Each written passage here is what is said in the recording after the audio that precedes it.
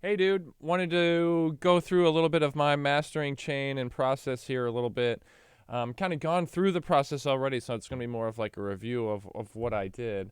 But I did want to say up front that I'm still sort of experiencing a little bit of a simple case of the never dones. It feels like there's always a little bit of something that I want to revisit in my actual arrangement in my song. So every once in a while, I'm going back and either I'm adding a small part, like I just recently added this. Let's see if I can find it during the second half of the chorus here. This little spot. Let's see if we can hear it. And in context.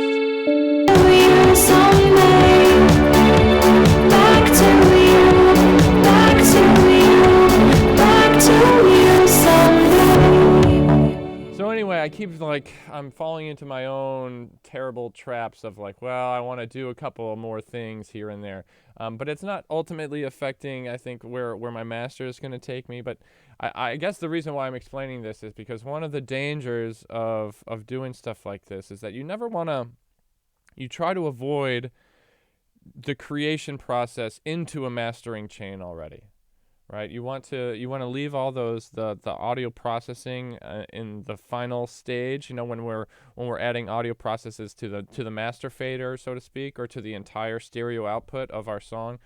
We want to wait to do that until our mix is perfected as best as possible. Then we're only going to be making fine tuning processing adjustments to the best mix we could possibly have, as opposed to saying, well, I've gotten myself most of the way there, and then I start mastering and doing these things, and now I'm sort of adding pieces of the mix into an already mastered chain, and that can be problematic. So anyway, I'm trying not to do it too much, but there just seems to be a lot that I want to continue working with here. But I do want to show you the mastering stuff. So what I did, which is, in my opinion, no shame at all, is using a preset to get myself most of the way there, based on the things that I am hearing that I think need to happen, and then tweaking for specific needs that I have with my thing. So looking at Reason and how this all works, there's always a master channel on the right hand side. Now I've chosen the way that I'm working here is to work on the mastering chain within my song session, as opposed to the other video where I'm showing you how to import just the exported mix and then put it next to like a reference track and all that sort of thing. I think that's great, especially when you're starting out, and a wonderful idea to have all those references. But since this is not going on an album or anything, I'm doing what I would consider like a master for a single release, right? Like I'm not intending on putting this on a compilation album with other songs that I've created in the past or something. I just want to make this mix sound better and then put it out there in the world. So that's what I'm doing. I put this light and wide preset on my master, which looks like this combination of stuff, right in this box. So I'm doing some compression, gentle compression. Well, actually, here, let's listen to a before and after. So here's all my mastering chain stuff, and let's listen to this with my master section bypassed. And of course, I'll go back and forth with just your touch, and this feeling never ends.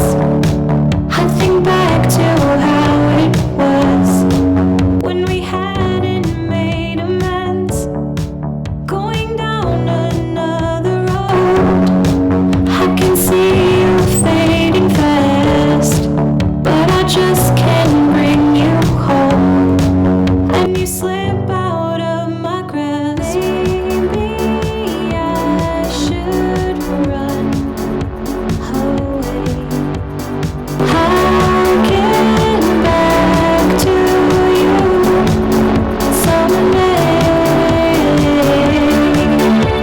Back to you, back to you, back to you someday.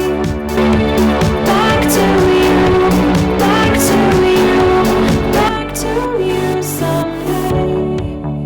All right, so you can hear some pretty significant differences, but I'm hoping that we're tuning our ears to hear that it's not just loudness, right? There's more things happening here. So I want to go through and sort of talk about it. So first compression, then equalization, then imaging or stereo width is probably a better way to put that, and then some maximizing or limiting, in other words, down at the bottom. So this is a pretty basic setup.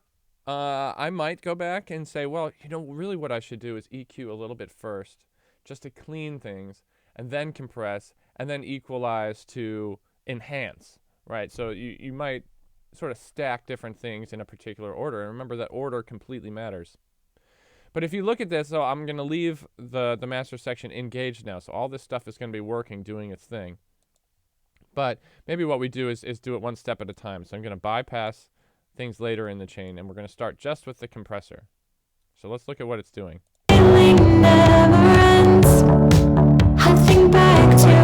This is my gain reduction right here, and just notice how it's just kissing and just reducing a little bit kind of all the time. How it was when we hadn't made a mess, going down another road. I can see you fading fast. And notice that it kind of has to do with the vocals. See, I'm pushing the vocals a little bit further than everything else because I want it to sit on top, and this is like a pop tune with a girl with a pretty good vocal, so I want it to shine through.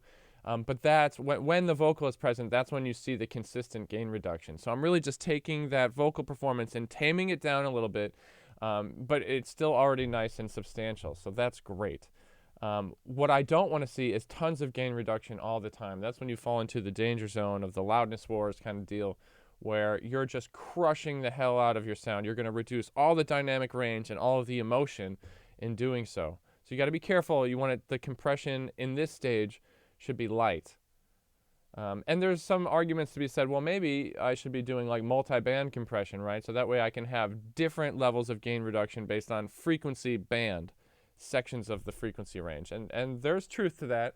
But in this case, it's pretty, I'm just kind of treating the whole song and just treating the entire frequency range with this compressor. And it's really just, again, sort of taming that vocal just a little bit to round out the edges and help it fit with everything else.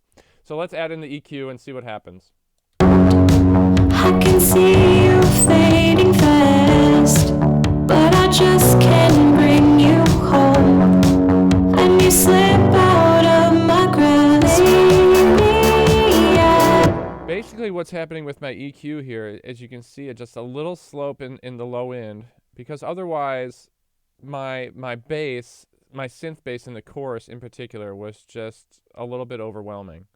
So this is helping bring it down, and honestly, you don't really even hear it too much in the verse with the bass sample that's a little bit more traditional. But when we get into this like more pumping sort of synth bass stuff, this little drop I found helps out quite a bit. And notice there's just a small rise over here in the high end to help that the harmonics of the vocal and a little bit of maybe the cymbal splashes just sort of poke through and shine and shimmer just a little bit more. Now with the stereo imager, I'm turning that on and just making sure that I'm widening things. Let's listen to the difference before and after when I've got this. So stereo imager is off. I should run away.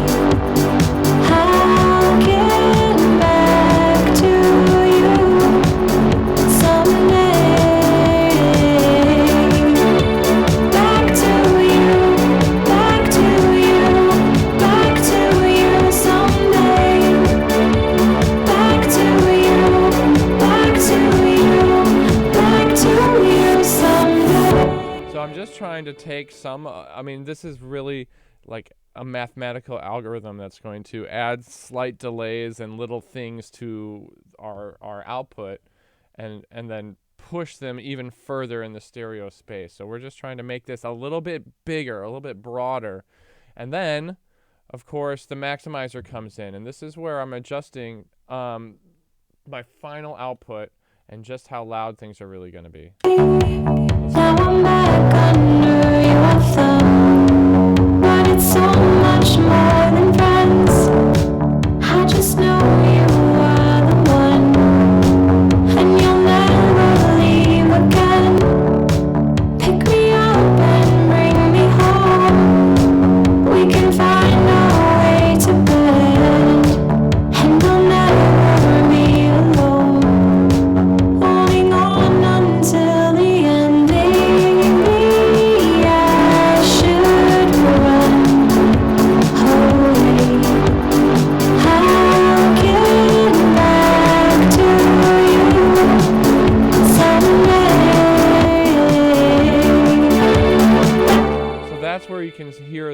limit like the little push in loudness goes. And ultimately that comes down to making sure that you're competitive with other songs around you, or other content around you, I should say, because a lot of people are going to be discovering this stuff on YouTube or sandwiched with ads, and advertisements are generally are notoriously overcompressed and loud as shit. So we need to compete with those things, because if you're going to be sandwiched between this other material that are taking their loudness to the max, and then yours sounds weak in comparison, it's maybe not a fair fight, but people are going to assume that yours is of a lesser quality. Now the whole setting standards for that sort of thing is a different conversation in itself, but we're starting to see that things like Apple Soundcheck and some other sort of loudness standards or restrictions are coming about, which is making the sort of a moot concept out of like pushing and driving the loudness so much. But what I think I've got here is a relatively good mastering chain that's doing a couple of things for me. It's sitting the vocal, what the peaks of that vocal, and rounding it off and fitting it in with the rest just a little bit better. I'm reducing the pumping synth bass just a little when that kicks in, and then adding a little bit of shimmery sparkle on the high end. I'm trying to maximize the wideness and the amount of breadth that I can get from the music, and then pushing the volume just a little without getting ridiculous. So I think this is pretty solid for a single musical release. This would be a totally different process if I had more songs that were going to go on. So I always want to make sure that that I'm saving different versions of the session that I'm working on, so I can go back to my clean mix before there's any master. I can work on my single master, and then maybe I want to go work on a master for an album, which would be a totally different process and all that. All right, hopefully this is helpful to take a look at sort of what my process was for it. And I think one of the next steps is going to be to take a final master export of this and release it to the world and see what kind of reactions we can get with our tunes. All right, check you later, man.